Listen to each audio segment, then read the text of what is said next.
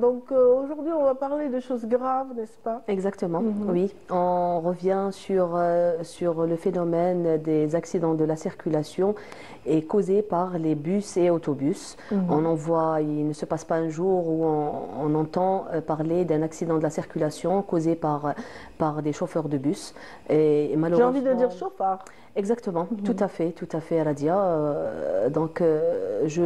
On disait les bus et autobus qui causent beaucoup d'accidents de la circulation malheureusement ces dernières années sur nos routes.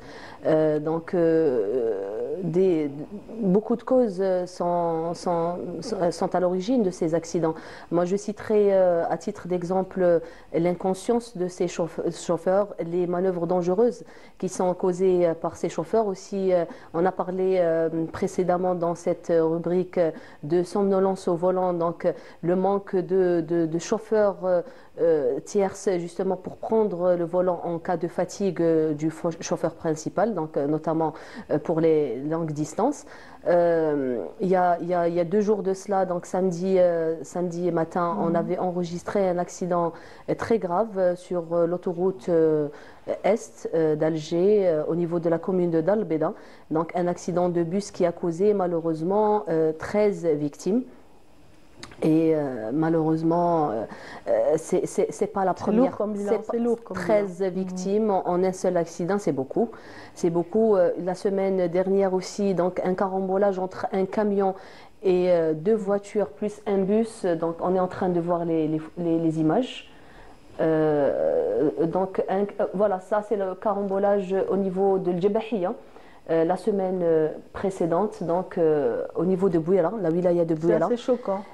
Plusieurs véhicules, un camion, un semi-remorque et un bus de transport de voyageurs, et qui a causé beaucoup de victimes éventuellement.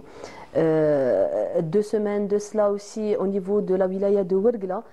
Un transport de personnel de l'entreprise Sonatrach. Malheureusement, on s'est réveillé sur un drame au niveau de la wilaya de Ouergla. 11 personnes décédées lors d'un accident de transport de personnel.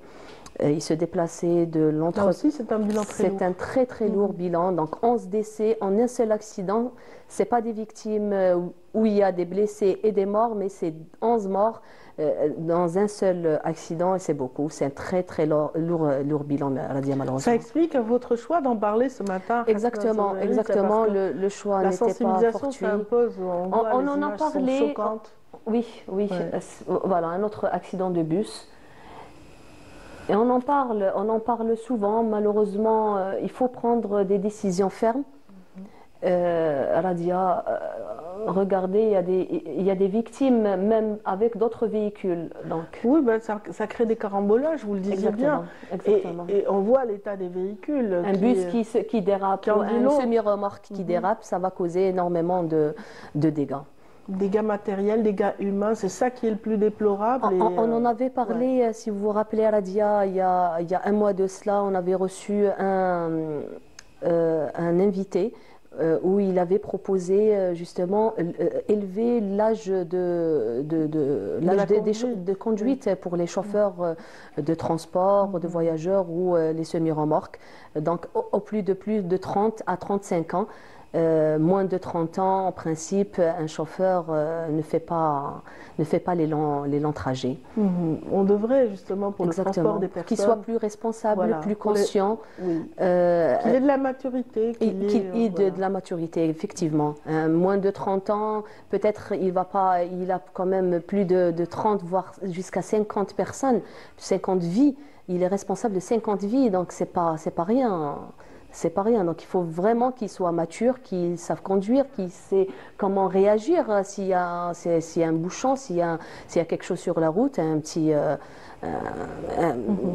quelque chose comment réagir, savoir freiner, avoir les bons réflexes, comment freiner. Tout ça, ça vient avec l'expérience. Et c'est pas un petit jeune de 25 ans, 24 ans qu'on peut lui céder un volant et une responsabilité aussi importante. Quand il y a ce type d'accident, est-ce qu'il y a des cellules d'urgence qui se Bien créent sûr, au niveau de oui, la oui. DGSN, au niveau de la Tout gendarmerie dépend de la nationale?